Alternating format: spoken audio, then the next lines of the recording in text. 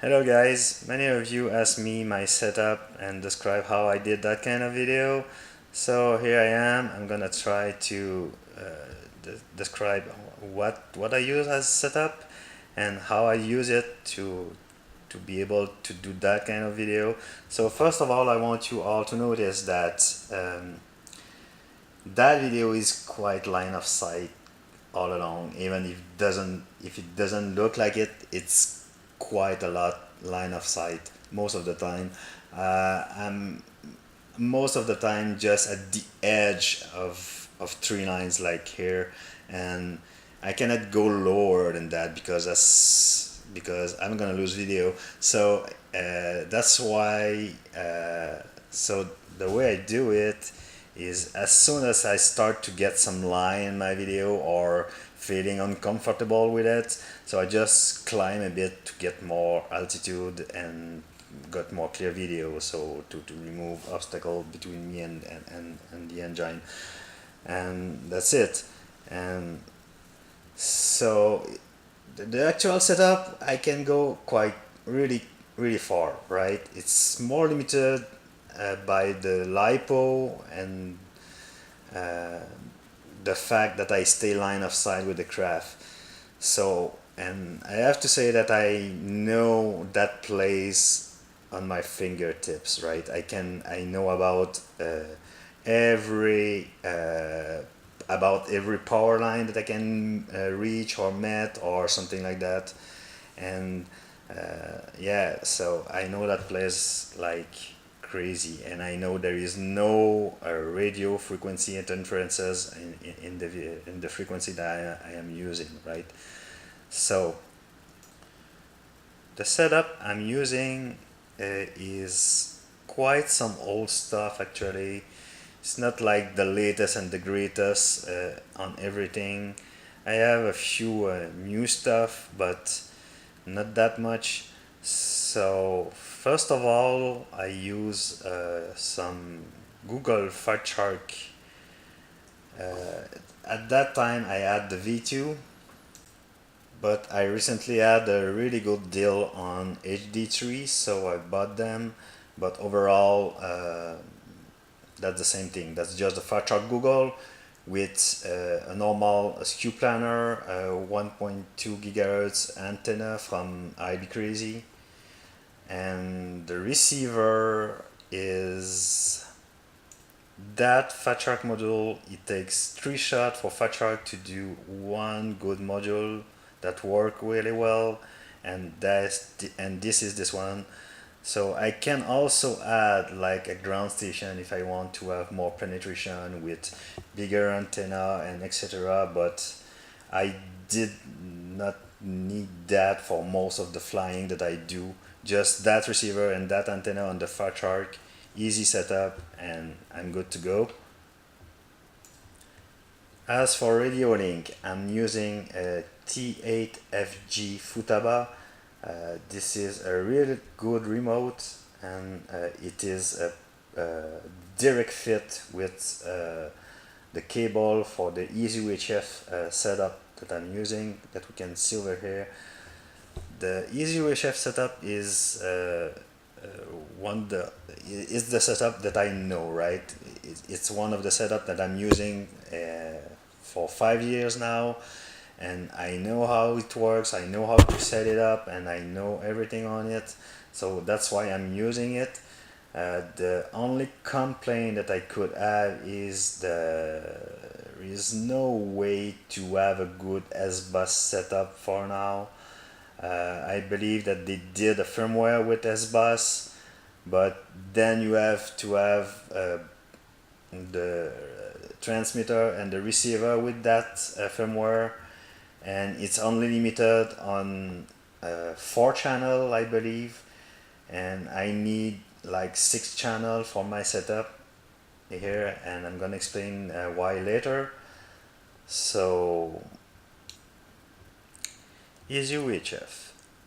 Here you can see I'm using 3S LiPo just to power the module, because if I go over 600 milliwatts, it cannot live on the radio LiPo, so it need a bit more power to be safe, right? So it has its own battery, and in that setup, I have the 2 watt version, but all the flight that I did was on 200 milliwatt only. I don't need more than that. And one of the reasons that I really like EasyUHF stuff is because of the failsafe that you have. The failsafe is actually a preset of recorded channel values, right? So as soon as you enter in a failsafe mode, the receiver will add set some channel value. And what's gonna happen in my case is this.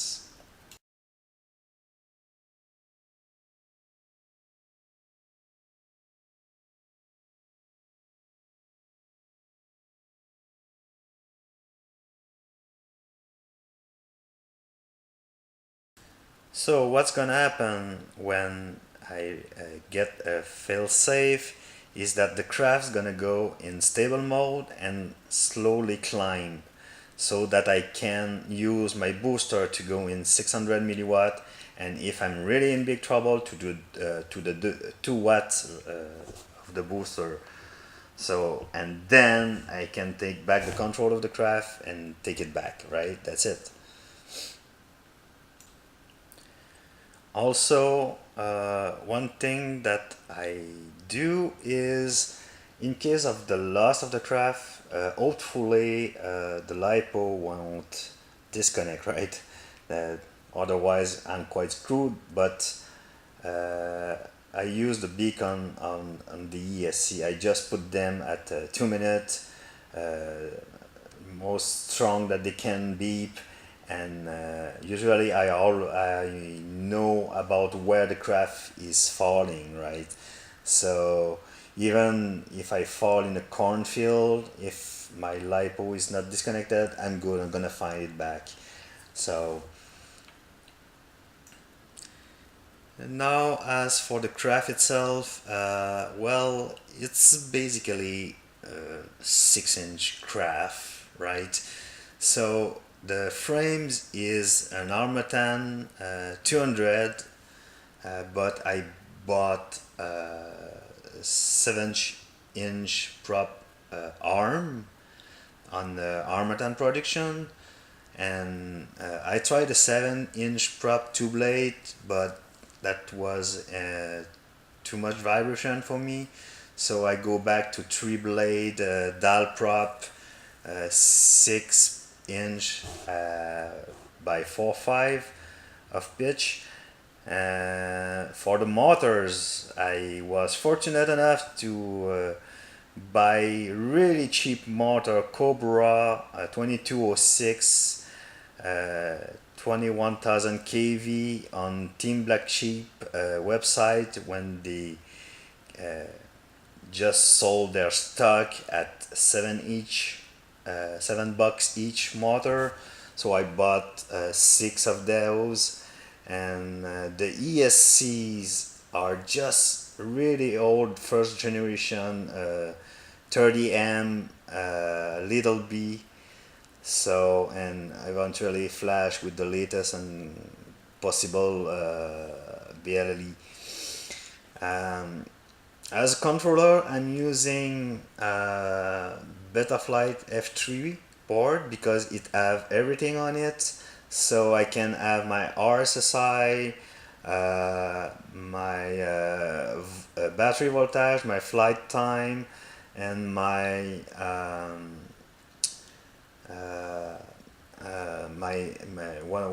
the most important thing is the current sensor, so that I know that I have to land or not.